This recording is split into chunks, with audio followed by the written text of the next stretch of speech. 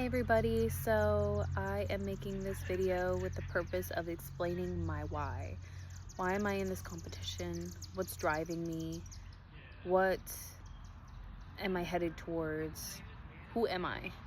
So I wanted to give some insight about that because I truly feel like it's worth knowing and to provide some clarity and just some insight on who I am. So my path to culinary is definitely not a traditional one. I graduated high school. Straight out of high school, I went to university for fine arts. I quickly realized big university life was not for me. Also, although I loved fine arts, I loved being hands-on, I loved creation, I didn't really want to do it for money. Like, I didn't want to really monetize it all the time. I didn't want it to be run by it. I wanted to make art for art's sake. So I ended up coming back home. I enrolled in a local community college and was just doing general studies until I could figure it out, right? I was working. Along the line, I was doing some volunteer work with the church. I ended up rubbing elbows with some chefs, and they guided me and they told me about the community college I was already enrolled in having a culinary program. And I was honestly surprised because I hadn't heard about it at all, and I guess because it wasn't that popular. So I enrolled, and I truly feel like it was fate and my destiny to do that because I was in the last class for them to run, because after our class, they canceled the culinary program. I don't know if it's back up and running. This was some time ago, but they sunsetted the program. That's what they called it. Fast forward, I finished the program. I started getting my feet wet, working in different culinary positions. Worked my way up to a sous chef. And I loved it. I loved creating. I loved being around food. I loved being hands-on. I realize that me as a person, I don't love to be behind the scenes. I don't love to be like chained to a desk or answering phones. Like, I like to be in the mix. I like to create. I like to talk to people. And I like to be of service. It just fulfills me. So that's where I am now. Like, basically sous chef. I've been in managerial chef positions as well. My why is I truly feel like culinary, when you set up a dinner table, right? You want everybody to show up. You want to feed people. You want to nourish people. You want to have like an open platform. That is what I want. I want to create a community. I want to involve the community. I want people to, no matter their background, no matter their walk of life, it does not matter. If you feel like a misfit, I want you more. I want you to even more feel welcome, because I've been there. I felt like a misfit for a lot of my life, especially in my career. There's so many different people you're gonna meet in the kitchen. So many different lives, ages, dynamics, and I think it's so beautiful. It's almost like a dance, how so many different people can come together and create something beautiful. And I just want that to be my life. I just want to include the community, include people. I want people to feel like they belong. I want people to feel like they matter. I want voices to feel like they're being heard. I want help to be, I just want to help people. Ultimately, yes, money and like winning this competition could change my life. But I will also say that no matter what, I'm going to achieve my goals because I'm that confident in my dream. I'm that confident that what I want to provide is something the world wants. They want to be involved. There's so many talents and abilities and knowledge and things that we're just not tapping into. This has nothing to do with money, and this has everything to do with community and just creating that space. So that's what I want to do.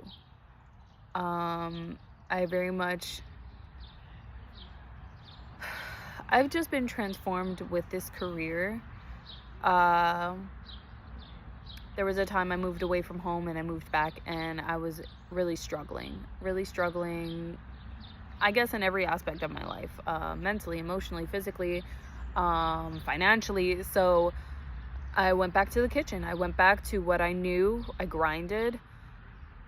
But what it did for me was transform and rebuild my life in such a different way, in such a stronger way. And it truly has changed my perspective of so many things. I was able to tap into my creativity. I was able to feel like a leader. I'm able to put myself out there and feel like, even though this space is so saturated with chefs and food and like all of this stuff, there's still somebody who wants what I can offer. And I also want to give people a space to contribute to what I have, to be a part of what I have. I've always been passionate about volunteering and stuff. I did a missions trip to Puerto Rico after Maria. That's another thing that really drives me, is my culture. Both my parents are Puerto Rican. I was born and raised here in the States, but I've been to Puerto Rico many times. And we are a strong, beautiful, proud, vibrant people. And right now, well, it's been going on for decades. But Puerto Rico really is suffering, and suffering with no water, lack of electricity, lots of lack, unfortunately, where there shouldn't be lack. And because we're a strong, adaptable people, we'll overcome. I have no doubts of that. But I heard this little quote in a video the other day, and it was talking about the Puerto Rican people living on the island and how survival should not be the standard. And I 100% agree with that. I don't think it should be the standard. I do think that when you're just focused on survival, it can stunt you as a person, as a people, as a whole. And that does a disservice to Puerto Rico and the world, because we can offer so much to so many. And I just want to do my part. I'm still trying to figure out what that looks like, but I know that's a definite fuel for me.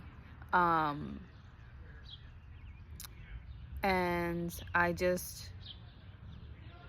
when I see the space in my mind of what I want to create, it's open to all. It's no matter if you're coming with a chip on your shoulder, whatever burdens you have, I want you to take that off, and I want you to come as you are. We agree, we disagree, none of that matters. Ultimately, the most human thing that we can do is listen and learn, and I want to create that. I think culinary and food does that in the most just authentic, disarming way.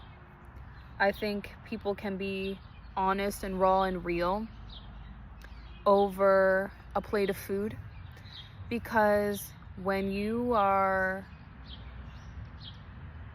being welcomed with such hospitality, such love, such intention, I think that no matter what chip you have on your shoulder, it disarms you and it opens you up to perspective, to listening, to the act of leaning in. And I truly feel like we need to lean in more as a community, as a people. I think there's so many things going on in the world that we could easily pull apart, tear apart, stay in your little cubicle, stay locked on your phone, stay in your house, you know. But I don't think that's the way to go about things. I think that true change, true positive influence, true love and possibilities comes when we gather, and to gather is powerful.